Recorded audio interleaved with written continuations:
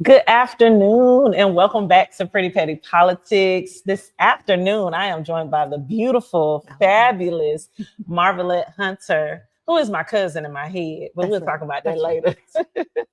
Welcome to the show. Thank you so much. It's such an honor and privilege to be with you Yes, today. I'm so happy you're here. Yes. I had the opportunity to meet her this summer. I kind of broke the news that there was going to be a big announcement to my followers prior to her launching, and I proudly submitted my donation to her, my first one, while online with you all. So I have her here. She's amazing. She's doing great work on this campaign trail. Can you believe you're campaigning for office? I cannot actually, because I never really thought about doing it for myself until recently. So yes. Well, we're happy you're here. Thank you. Yes. Thank you so much. So, as a viewer, the first question is always tell us about your first time voting or a memorable time voting. Okay. Well, I'm going to do memorable. Okay, come on, memorable. Memorable. That would be 1991. Okay. I was new to the city of Houston. Okay. That's when I moved here. And the very first campaign was, guess what? Sylvester Turner running for mayor. Oh, wow. Yes. Yes. Wow. Yes. I voted for Sylvester Turner for mayor. Awesome. Now, I was new to the city, as I stated, and this was a part of our, church group, our volunteerism and, polls, what is it, pews to the polls, that kind of effort. From the pews to the polls, from the pews to the polls. And I was at the Community of Faith Church. Okay. And I ended up being one of the women for Turner. Okay. Working as a volunteer on that campaign.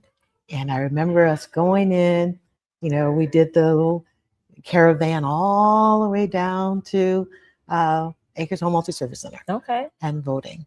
And it was so, I just remember feeling empowered watching all of those cars just kind of come down. It was like wonderful. A caravan. It was a caravan. It was great. I love that. It was wonderful. So you said 1991. 91. You just moved to Houston. Mm-hmm. Tell them where you're from, girl. Oh, see there. Okay, so I am from Jacksonville, Florida. She's a Florida girl like myself. Yeah. But I was, my family moved to Tampa, but I grew up in Jacksonville, Florida. Yes. Yeah. And that's where my mother's roots are. So that's why I say we cousins. We are cousins. We're going to figure it out. We're going to figure it out. We just have to go a few more questions and then we'll get there. We'll get there. Well, I'm so glad you're here today. So she is running for Congress, Congressional District 38. 38, yes.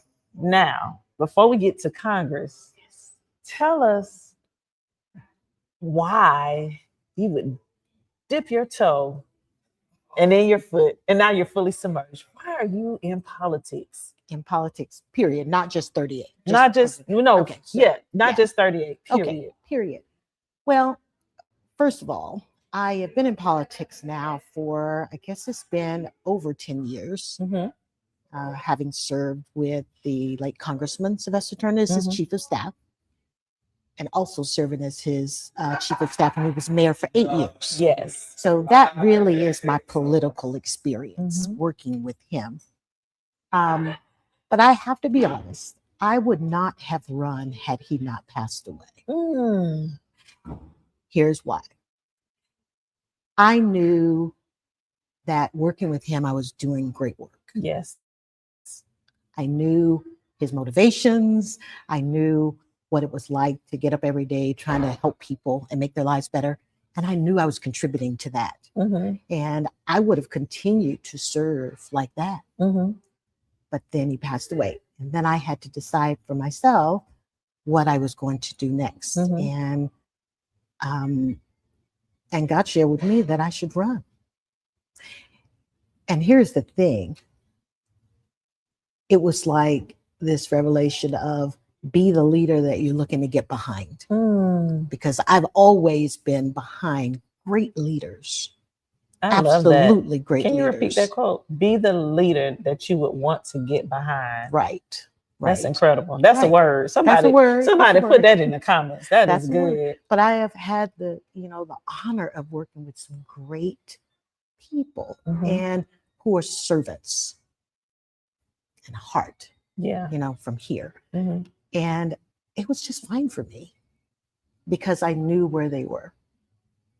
But now it's time for me to take all of that experience, that exposure, those circumstances, and roll all of that up and step forward to lead, and especially at a time like this. Now, here's why really I'm doing this, is because I feel like we're in a constitutional crisis. Come on. Yeah. And it's not just constitutional, it's spiritual, it's warfare. It's everything. Yeah. It's everything. But it's a constitutional crisis that I really feel like the only way to turn the situation around is to elect leaders that really listen to us and are concerned about me, my family, my future, what's important to me. Yeah. And not just the top 1%. Yeah.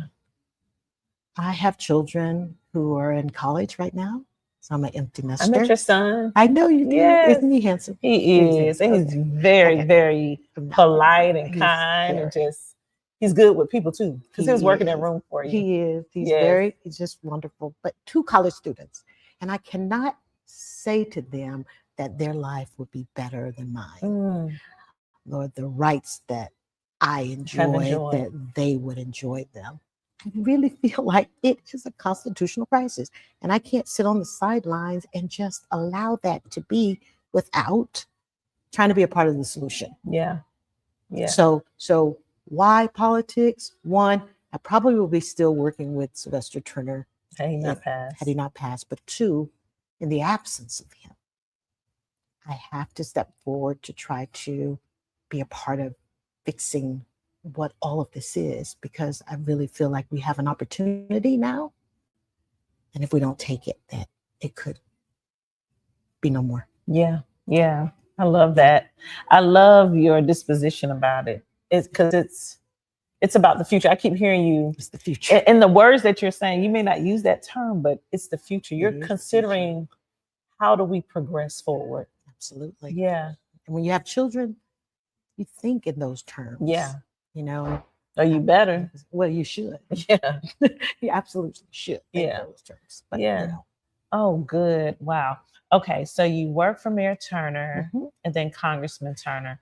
So that means you, in addition to all the other stuff that we're going to talk about in a few minutes, you get to bring to this office, when elected, sworn in next January, you get to bring in perspective from being right there, understanding what local government entities are dealing with and what their needs are, because you've seen it firsthand. Yes.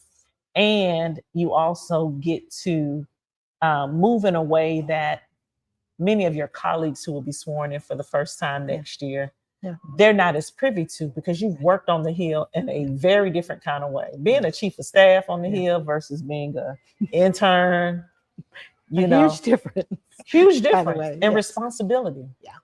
And you probably you wouldn't tell me, but I would imagine you've probably seen some things and had to give advice in certain manners. So you are ready for the job day one. And that is a slogan. Now that's a slogan for real. Ready day one. Yeah, there are very few people that I've sat down with or have met that I can say that about. Right. But you would be ready day one because of those experiences. Yeah. And let me tell you what else is important. You and Jordan Thomas, the 2 of you. That's right. Y'all are day one people. Absolutely. Day one people. But the other thing that's important is relationships matter. Yeah. Right. And you're one of 435. So you're just one of you. It's not like serving as mayor of the city, right? It's not like that. You have to be a part of a body. Yes. Right? Just one vote. And this delegation that represents Texas, you have to know the people that you're working with and try to deliver results for the people that you represent. And so relationships are important. And so whereas some people may be, they'll go up to Washington, D.C., get sworn in and try to figure out where the restrooms are. It's important to know how to just navigate that structure in Congress. And I do have that experience. And that's something that my opponents don't have. So I'm happy to talk about that because I think it's what distinguishes me it does from them, right? Actually knowing how Congress works. Some people can talk about what they want to do, but they don't really know the first step in actually being able to implement that. Yeah. Once you get there. Yeah. Yeah. So it's good. It was serving as chief of staff was great. Now, after the congressman passed away in March, I continued to serve as the chief of staff for the 18th. For the district. Yeah. And I served until December 31st of 25. Now, it was interesting because we did not have a congressional leader, right? So we could not vote. But we continued to provide constituency services, and we served under the jurisdiction of the House clerk. So we were nonpartisan, if you can believe that, for the 18th, right? Right. That's really hard. That's hard. That's hard to do. Yeah, that's hard to swallow. It's hard to swallow. It's hard. It's even harder to live through because, but what you've realized, or what we realize, is that without us continuing to serve the people, there would be nothing. Representing the 18. Absolutely. So their calls coming in, their casework, educating them on what's actually happening. People still had needs. You still have needs. So that whole long drawn out period of not having representation to vote, they still needed things. Yeah. And we were there to provide it. So I was happy that we were able to do that. And I love that you stuck through it, because all of us would have understood if you would have sat down, because you would work for him and with him for so long. And so I want to just say this to you. Thank you for your service. And thank you for your strength through all of this, because I know it's been hard. You don't have to say it. I don't have to say it, but you know what? We were grieving as a staff, but the city was grieving. The country was grieving. I mean, this man had some extraordinary reach, right? And influence. And influence, and his family. And so after that, the first thing was making sure his person that he loved more than anyone else, his daughter, right, was okay. Yeah. That's number one. Number two, making sure that my staff landed well, because they eventually all would leave that office. And then I had time to think about me and what I would do. Yeah. Yeah. But it was very difficult. Okay, give me your hand. Okay. In the midst of that, someone you love with your whole heart, you lost your husband. I did. And girl, I'm a Cancer. Okay. Here we go. Okay. But you pushing through that, it spoke to me about who you were. Like, we've had our talks, but it really showed me something about you and a purpose that is on you. So as much as we thank you for showing up and continuing your role with the district, you're still doing that despite your own loss. So you got hit. As I was telling a group of friends, I'm like, she got 2 punches in back 1 to year. back. Yeah, within a year of people that you honored, loved, and you had their back and they had yours. How are you doing? I am getting through. Grieving is like someone said to me, swimming in mud. It is. It is. And I had to think about that. What does that really mean? It's hard. It's hard, and you get really tired doing even a little bit. Yeah. Right. But my faith is what got me through. Yeah. So losing one of my best friends, 34 years in March, and then losing my husband in December of the same year. I kind of came to God as like an empty vessel and saying just, okay, I'm here. Now what? And he shared with me that it's perfect because now I can fill you with everything that I have for you to do. Hold on now. I felt that just went through me. It's perfect. I'm just telling you. It's because perfect. we are in our weakness, we are strong because of our faith. Yeah. And some days, so in answer to your question, how am I doing? Some days it's difficult. And then other days it's not so much. Mhm. But grief is not this thing that you just get better and better No. every day. It is something where it's up one day, down the next. It just comes in waves and you just don't really know. Yeah. But every day you have to start off asking for a measure of grace. Yes. And God has been faithful and he's given it to me every day. I dare not ask for more than a day Yeah. at a time. But that day, I get what I need. Yeah. Yeah. Mm. How long were you married? 23 years. Wow. You're resilient, honey. 23 years. I have a bad day. I'm going to bed. Shoot. You're just You say going. yeah. Listen, 23 years.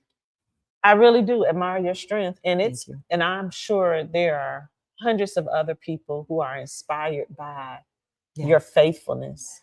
You know, That's that is really that's what important. I prayed for. Yeah. That's what I prayed. Because you want to, you know, when you go through experiences, it's not just for you, it's for others to be able to glean something from that. Yeah. Or whatever it is. I don't know what it is, but for them to be helped in Yes. some way. That's what you would wish for. Yeah. Right.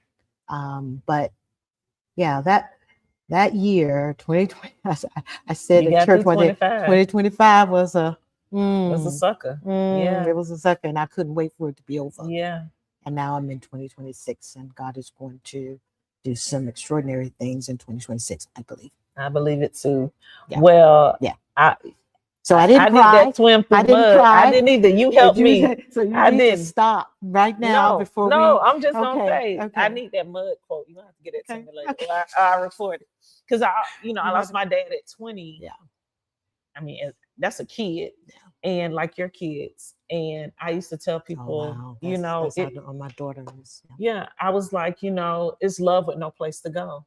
Yeah. But I worked through it, and so I pray that your kids, if they have an ounce of the faith that you have, they got way more than enough. Well, you only need a mustard seed. You need a mustard seed, but they are, like you said, 20, right? Yeah. And 21. So I mean, just young, Yeah. very young, and very close to their dad. Yeah. And so my whole fear was that it would just shatter their world.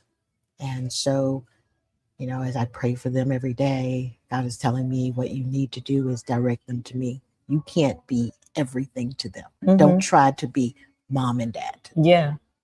You can't be everything to them. And you poured faith into them. Yeah. So now just kind of lead them to me. Yeah. To feel the void that they feel, the pain that they feel, and take that away from them. Yeah. But yeah, so they're strong. And my husband, and I'll just end on this, but my husband said to us, "Don't stop." Mm. I asked him about the campaign because we started that together. Mm-hmm. He said, "Don't stop." I told my son, "Don't stop." He graduated in December from college. Oh, wow. And he wanted to go to graduate school. Don't stop. Don't stop.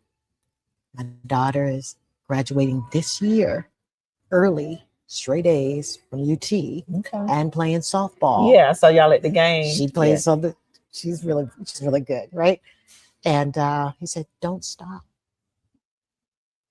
So we always knew he was there for us, supporting us. He was one of those people in the background, didn't talk much.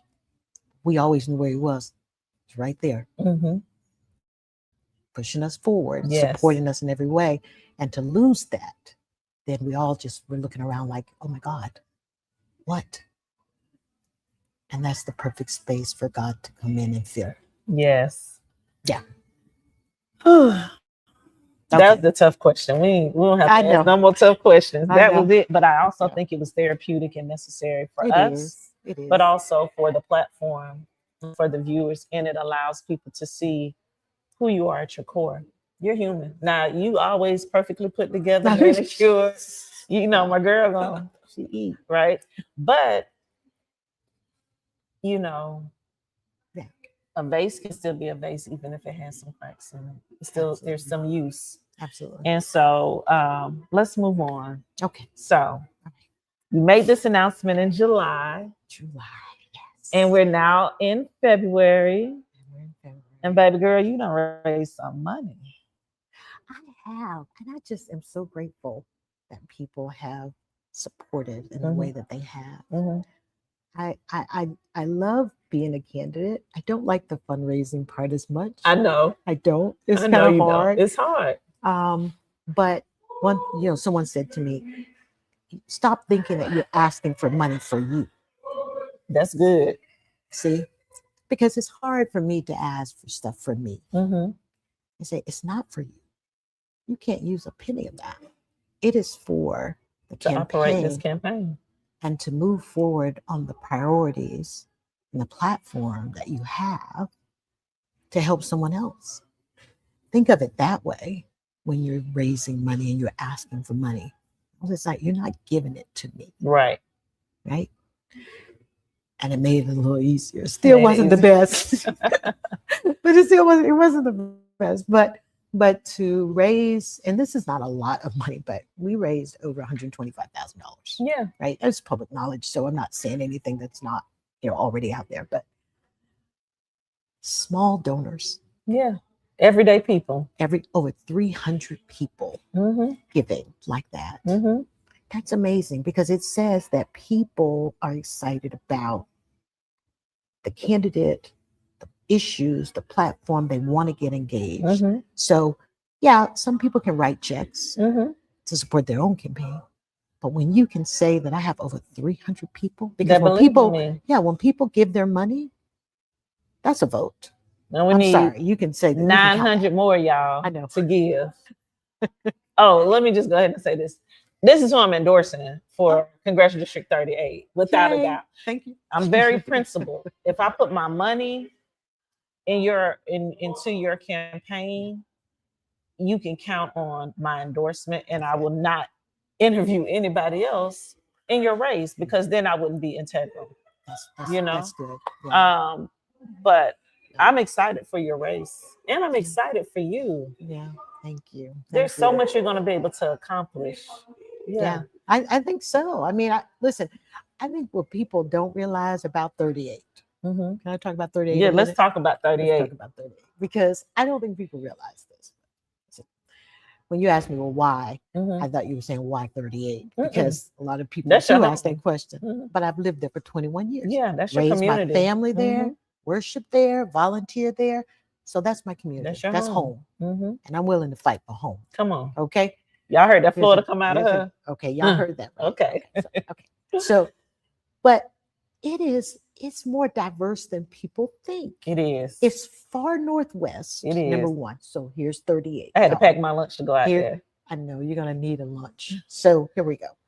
It is far northwest Harris County. Yes. So far north is Tomball, Cypress, Spring Branch, Jersey Village, and come all the way down to the villages of Memorial. Yes.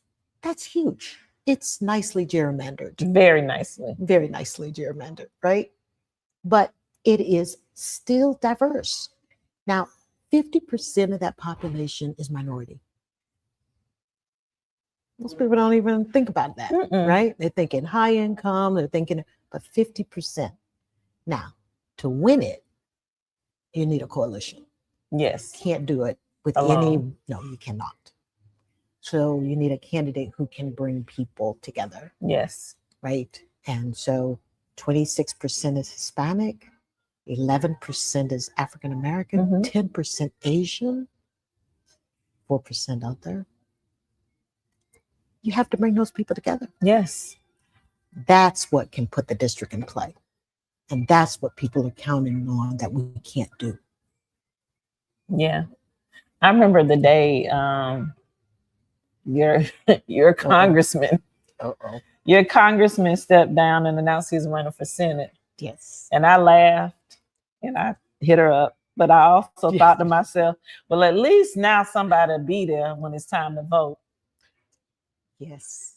He does have the worst voting record in Congress. Yeah. Yes. And but you know what's worse than that? What's that?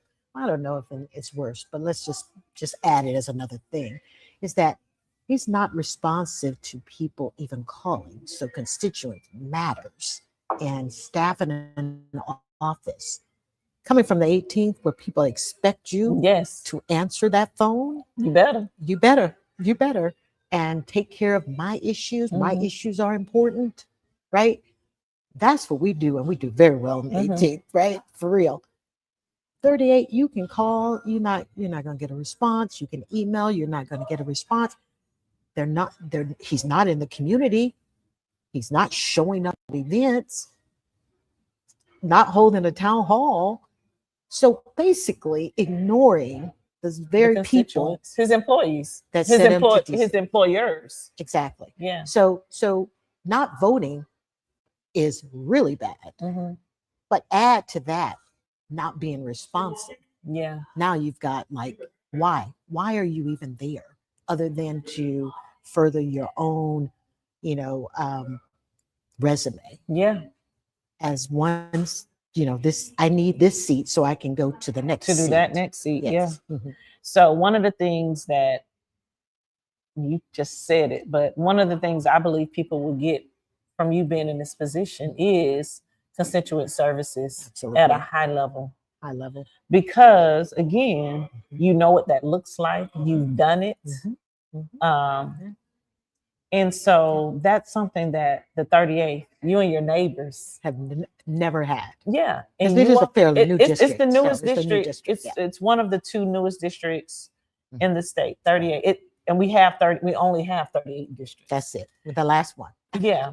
And so I'm excited for Congressional District 38 because you all have the opportunity to elect and be represented by someone who understands what it means to show up for your constituents, as well as to show up for those votes, as well as, learning and having probably been involved in some policy, Yes. and Yes. working with fellow members Mhm. of the House and their staff. So that respect is already there. Already there. Not given, but earned. It's earned, and it's really important. Those relationships matter. I've got endorsements from, um, you know, congressional leaders, state representatives, local elected leaders on Mhm. council, Harris County commissioners. My endorsement list is based upon people who have worked with me, right? Not just saying, oh, I'll endorse you, Mhm. but people who've actually worked with me, seen the work that I've done, and say, I think she would be great Yeah. in Congress. Yeah. Yeah. I think what we need today as representatives, we need people who are not afraid of people. And can I add, and Yeah. like people? Yeah. Because some people running for office actually don't like people. It really is baffling. It's baffling to me. I'm sorry. I'm just saying, Yeah. it's baffling to me. Yeah. You don't like people, Yeah. but you want to lead them Yeah. and represent them. Yeah. That's real. That's real. So in January, sworn in, what can voters and constituents, because there are constituents that are not voters, not everyone can participate. Some are minors, Yes. right? Yes. But what can the communities, the several communities in the 38th, what can they expect from you in the first, let's say, 100 days of you being in office? What type of pattern will you set for them for their expectation as you serve them? Well, there's a lot that happens going in, and having gone in with the late congressman, I'm just seeing how those 100 days go really quickly. Yes. Right? They go very quickly. And that first part of that, you're trying to figure out what committees you're going to be assigned to, right? And you're trying to jockey for those positions and how you can best represent your constituents. But the first thing, and this is what I say, is that you have to be ready on day one, because there is a window of opportunity where I believe that Democrats are going to flip the House. Yes. And with that comes some abilities to move on legislation. But the first thing that we've got to do is push back on some of these divisive, aggressive, just absolutely horrible policies of the Trump administration. We have to try to roll back some of that, right? So that's first. And then we can start building and putting forth laws that and supporting laws and writing laws that could actually benefit the people that we represent back in the district. So my priorities going in, and I'm making sure that my priorities line up with the people that I'm looking to represent. So it's not just, I'm not representing the whole city. Right. I'm representing 38, right? So affordability is priority number one. Yeah. Because I know people think that everyone in 38 might have some money, but everyone doesn't. And even affordability is relative. Yeah. So what's affordable for these you? prices high as downtown buildings. Absolutely. Yeah. So affordability, lowering the cost of living. Yes. And that's everything from food and housing and insurance and childcare and all of those things that matter. That's crushing, just working class people. Yeah. So affordability, lowering the cost of living, making sure that wages keep pace with the cost of living, which we need to deal with the minimum wage. Yes. Right. But expanding healthcare access. Yes. So affordability, lowering the cost of living, expanding healthcare access. And I look at healthcare, and I know people say it all the time, but I really believe it. It is a right. It is. It's not a privilege. And after losing my husband to cancer, right? I can't imagine going through that and not having insurance. Yeah. And people do it every day. Every day. Every day. Yeah. That has to be the most horrible experience that anyone can go through if you see a loved one suffer and you can't even take them to the doctor, right? So expanding healthcare, and then public safety.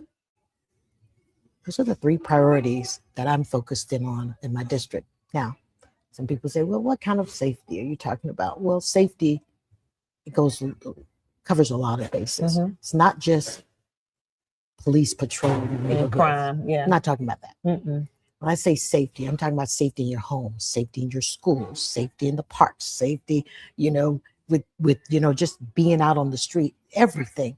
So I'm talking about infrastructure, right? Streets and infrastructure.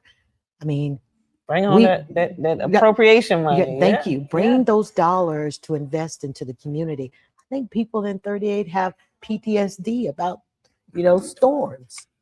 I think we all do. Well, we all do in Houston, right? Because you've had 7, and under the mayor's administration, 7 federally declared disasters in 8 years. And we managed through all of that. But Houston we do have PTSD. We do. And we want to make sure that the streets and the roads and the drainage and all of that is taken care of. And we need someone that's voting, that's showing up, and making sure that those resources are coming back to the community. Everything that I've mentioned as far as an issue, Congress has something to do with it and can help. Now, I'm not saying that Congress can be one-all solution for everything, every problem that everybody has, because we can't. But when you talk about housing, the cost of housing, affordability, it's a supply and demand issue. There are programs where we can produce more housing, which can bring the price down, right? When you talk about wages, people working 2 and 3 jobs just to keep a roof over their head. We can take care of that. We can raise that, right? When you talk about healthcare, why are we only talking about the subsidies going for 3 years as opposed to making those permanent? Right. Why wouldn't they be permanent if you've got a tax cut that's permanent? Come on. Right? So all of these things are things that Congress could do something about. Congress has the power. Absolutely. And the purse strings. And when you're talking about keeping our communities safe, this ICE issue, that has to stop. They have to get out of our communities because their presence is making us all less safe. Yeah. So all of these things are things that are impacting people every day. Every day. Congress can do something about. So when people, look for me or what is it that I'm going to do, one, I'm going to show up. You're not going to have to wonder where I am. You're not going to look for me. That's number one. Number two, I'm going to get up every day trying to see how I can make their lives better, whether it is supporting legislation or pushing back on some other legislation that is going to make their lives hell. Yeah. Right. So it's both of those. Right.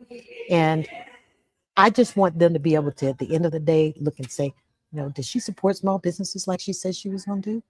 Does she, increase access to capital for these small businesses? Try to reduce the overburdensome paperwork on these small businesses. How many businesses did she bring into the district? How many dollars did she bring into the district? Right? I mean, did she move on any legislation that helped to lower the cost of housing or produce more units? I'm willing to be graded on that. And if I'm not successful in delivering that, they need to see me out there fighting for it every day. Yeah. But I think people are tired of people just saying they're going to fight. They want to see some results. They want some results. People want receipts. I need some receipts. You need some receipts. So I'm really excited about this opportunity that is ahead of you. Yeah. Tell people about, because I was blown away by your background. She is a Florida A&M University graduate, Florida Agricultural and Mechanical University graduate. She's a Rattler. I'm a Rattler, yes. But professionally, yeah. What's your background before you became this political and this chief of staff? These hidden skills. I'm so glad you asked, because most people, that's all they know. Okay, she was the chief of staff for the congressman. She was chief of staff when he was mayor. But I have a 30-year career, and I'm just happy to talk about it. Come on, let's talk about it for a minute. All right. So yes, I am an architect, real estate developer, small business owner, and I develop apartment complexes. And my niche has been senior housing. So providing affordable senior housing. I've produced over 800 units of affordable housing on my own as a developer. I love that. As a developer. And so that's kind of what I do. But my undergraduate was at Florida A&M in architecture. I have a bachelor of architecture. And then I have a master's in regional planning. From Cornell. In New York. She's a smart girl. Very bright. So because you don't just go to Cornell. I mean, I'm just saying, fam, you've been turning people down for years. And she went to Cornell. I did. I mean, it's worth a celebration. Well, it was certainly a culture shock, because I went from this wonderful warm weather in Florida to that freezing cold to freezing cold. Okay, so fun. I brought a coat. I brought my winter coat in Florida and took it to New York. No, it's not the same. They laughed at me. No, the weather laughed at you. I know the weather was like, "What you doing with that? What you doing with that? That's a little spring jacket." So feather light. What are you doing? But anyway, okay. So architecture, Florida A&M, master's at Cornell, and then I went to work doing architecture. Right. I worked at the Pennsylvania Avenue Development Corporation. My first job at Washington D.C. Okay. That's where I was after I finished up my graduate degree. And before that, in between the architecture and the planning, I worked as an architectural firm. Okay. Right. But I realized I didn't want to just do architecture. I was more interested in how you impact communities. So not just the structure, but how does that structure impact the surrounding community? How does it fit into the fabric of the community? That's why I went back to school to get my master's in regional planning. Gotcha. So understanding planning and all of that. So I work at Pennsylvania Avenue Development Corporation in DC, and I get a call from the director of planning at the city of Houston. Oh, wow. And offered me a job on the phone on a Saturday, mind you. I had never applied for. No, I didn't know you worked for the city of Houston as a planner. I did. In 1991, I came to this city as a planner in the zoning division, newly created zoning division. Now, we're not going to talk about zoning. It shall never rear its ugly head again. Oh, wow. But I'm just saying, so here I am studying Houston, and the fact that this city is the largest city that has never had zoning. Right. I'm studying it in graduate school, And then I get this call saying, we're putting together a zoning division for planners all over the country. We'd like for you to come and be a part of this. I was like, I never even applied for this job. wow. Never had applied. So, but I came here, and of course, zoning got defeated, and I Right. had to decide whether I was Definitely. going to stay. Yeah. And I stayed. So I worked at the City of Houston Planning Department. I moved over to Housing and Community Development. Okay. I learned everything about every federal grant program that the city has, Okay. right? $60 million worth of grants. And how are they utilized in our communities? And who gets them? And Yeah. how do we get them? And how do you allocate resources? So I did that. And then I went to work as the founding executive director of the Third Ward Redevelopment Council. Oh, wow. I was the first executive director of that group doing regional planning and development for the greater Third Ward. Y'all, I ain't know none of this. I know. I mean, every time I talk to you, it's like another reveal. I know. And this too about me. But I'm saying, working with all of the nonprofits that were out there, the who's who of was on my board. I mean, you talk about Aljanita Scott Davis and then Bernie, Garnett Coleman. I mean, these were people like the movers and shakers in the city, who were sitting on this board and directing planning for the Third Ward. Everything that you see right now that has preserved that community is because of what the people around. Elwyn Lee was on the board. The people that were around that table representing the institutions in the greater Third Ward, in that community. And I was the first executive director. Sylvia Brooks, the Urban League, I mean, she was my mentor. But my other mentor was Roberta Burrows, and she actually did the plan for the greater Third Ward. She went to Cornell as a planner, and I ended up coming in and being the first director. So with that, I went into community development. Faith-based community development was my thing. I worked as the first director of my church's nonprofit. Started working for free. And you can find your ministry, right? And being free. I just want to. Because I'm executive director, but it's free now. But it's coming. That's fine. But that's how the work is being That's done. how I found my purpose in faith-based community development, because I was not being paid, but I started there first at the Community of Faith Church under Bishop Dixon, and we developed a single-family subdivision of 80 units, Dominion Estates. So 38 single-family homes, 44 townhomes, a shopping center, rehabilitated an apartment complex, all of that as the first executive director of that nonprofit. And then I went on to teach faith-based and economic development at the College of Biblical Studies. Wow. Such a visionary. Yeah. So taking pastors and lay leaders, where's all the land right now being held in our communities, right? And teaching them about affordable housing development and finance and how to do that work. And after that, I ended up being the chief development officer at the Harris County Housing Authority, where I actually developed multifamily, tax credit, and bond financed housing for Harris County. Okay, the chief development officer. I was also the vice president of community lending at a major bank that was required by JP Morgan Chase, where I finance affordable housing, tax credit, and bond finance transactions. So using these tools to create housing that's affordable. That's why I say government can help. Government can help. They can help. They're not the full solution to everything, but they can help. So I'm developing this housing, producing housing, and then I decide I'm going to do that for myself. So I leave the nonprofit arena.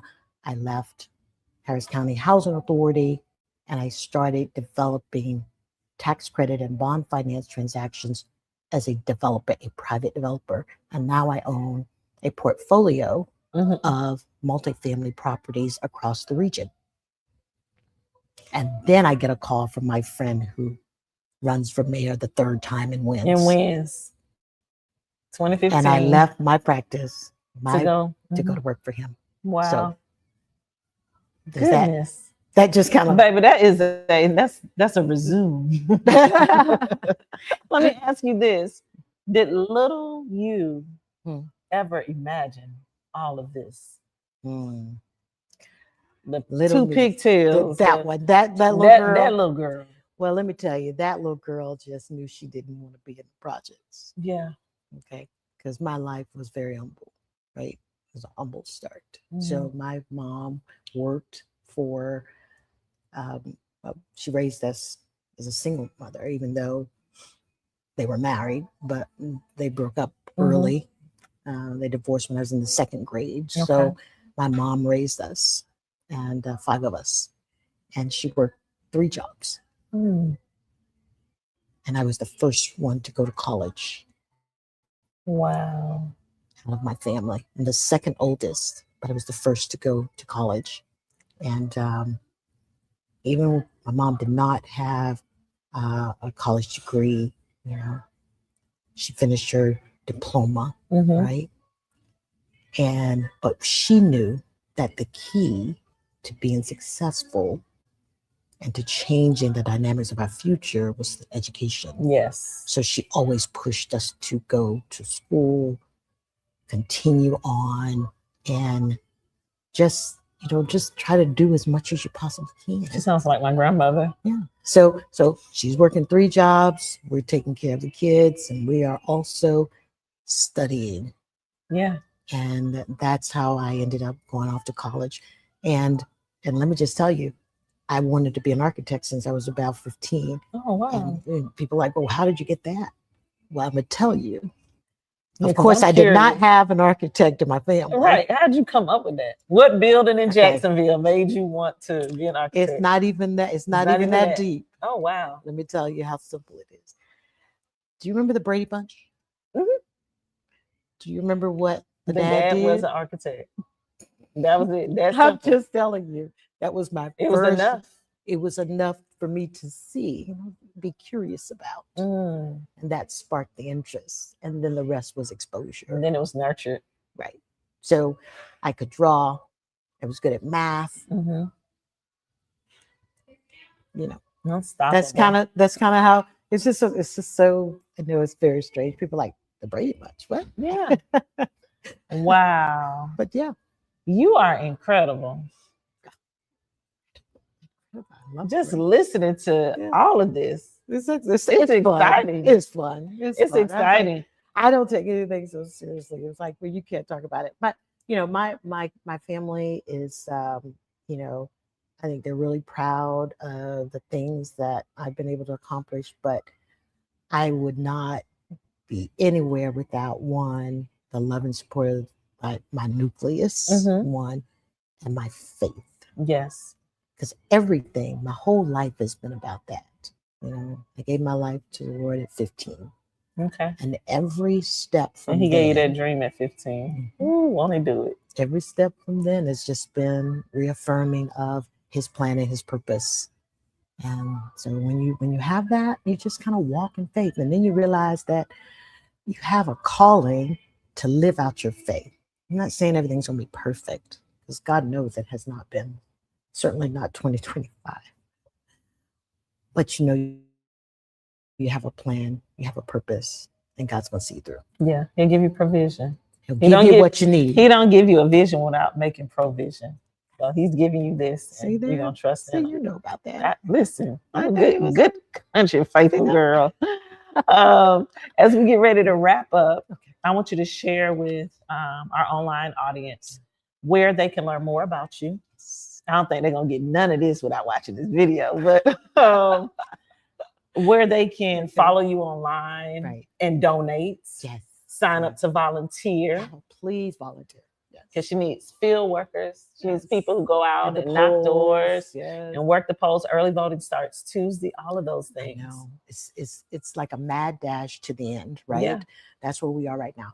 But you can get information about my campaign at marvaletthunter.com.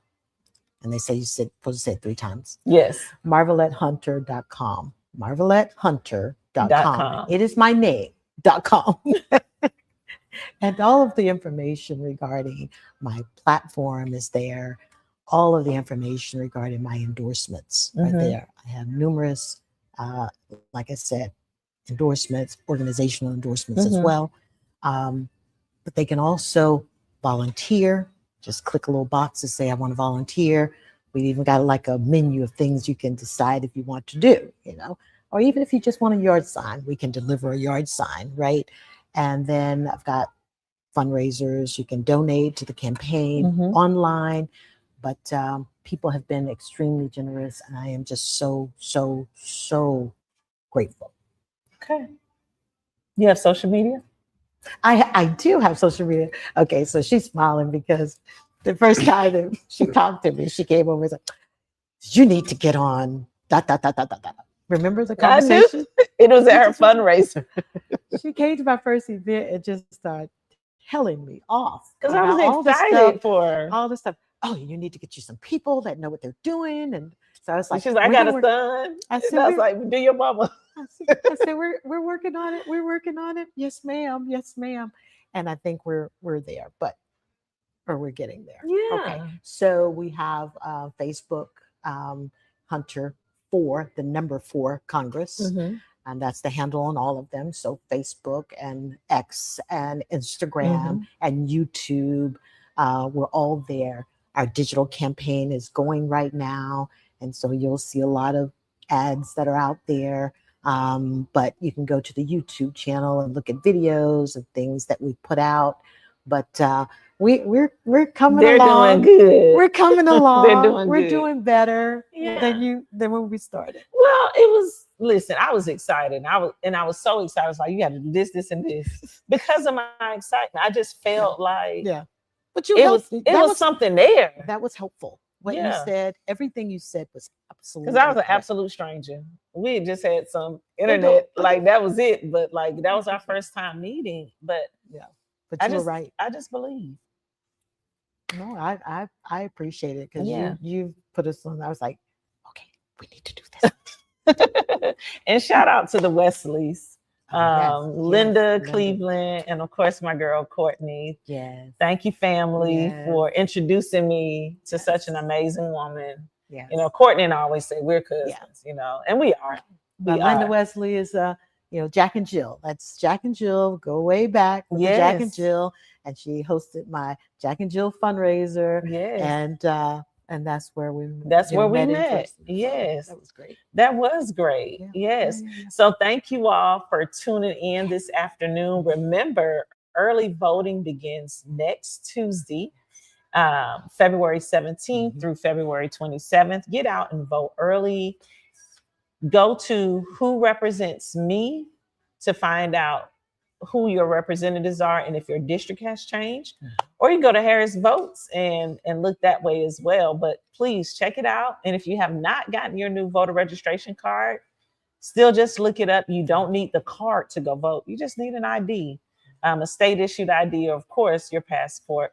But nevertheless, we thank you for tuning in today. We will see you this evening at 8:30 as we sit down with Tracy A. Gibson. All right.